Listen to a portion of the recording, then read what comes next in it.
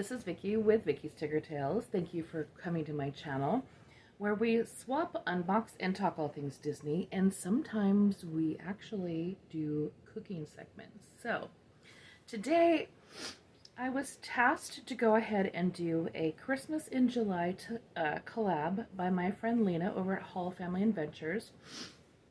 Part 1 was doing a craft.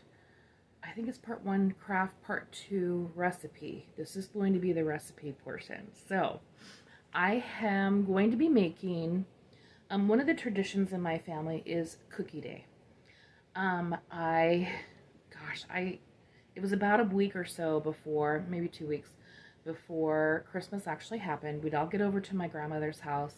My mom, my sister, myself, my aunt, my cousins, anyone who was, into it.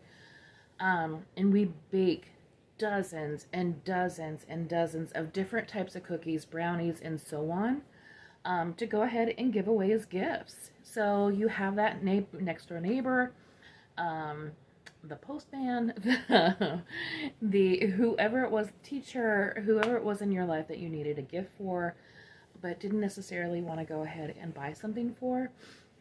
Back then was totally acceptable to go ahead and wrap up a little tin of cookies and send it on its way. So that's what I'm doing today.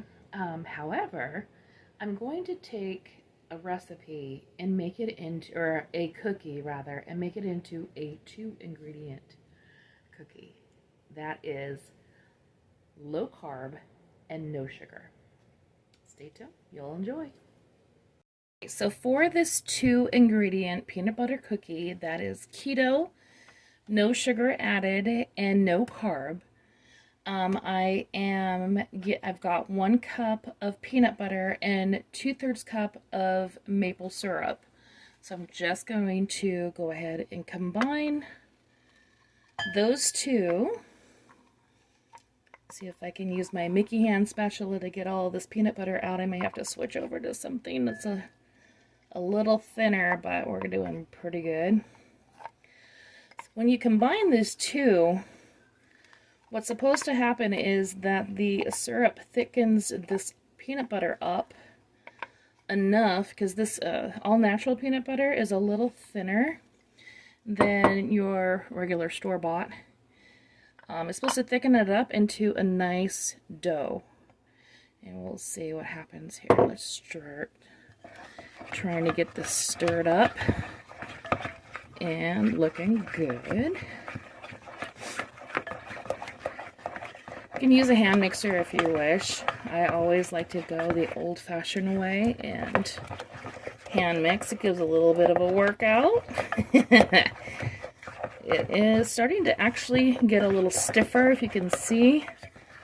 See, it's still pretty runny, but it will get a little stiffer. I can feel it kind of working against me, and that's what I want. I wanted to keep on get incorporated so it's fully all together mixed up. See, it's starting to get thicker. Thicker than that is what we want it. So because my peanut butter was a little bit on the thinner side, I may have to add a little bit more maple syrup, but we'll see what happens. Alright, so next summit coming up in just a moment. So you can see here, after mixing it off camera for a little bit longer, we've got more of a dough consistency. So this is going to allow us to section this off, get these into teaspoon or tablespoon, however big you want your cookies to be, little dollops on your cookie tray, and then they're ready for baking. So stay tuned.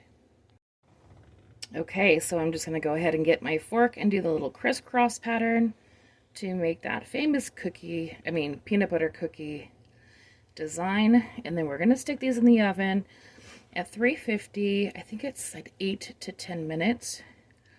So I'll leave all the details down in the description box so you guys can copy this recipe if you wish. And then I'll be back for the taste test.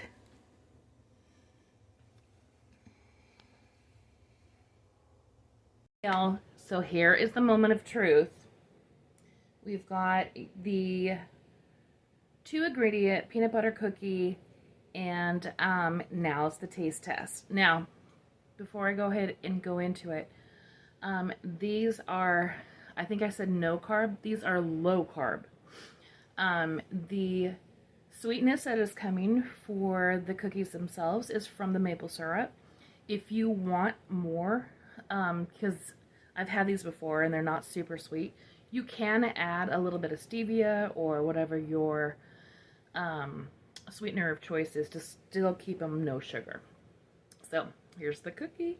Oh, and by the way, let these completely cool before you try to get them off the pan, or they will crumble.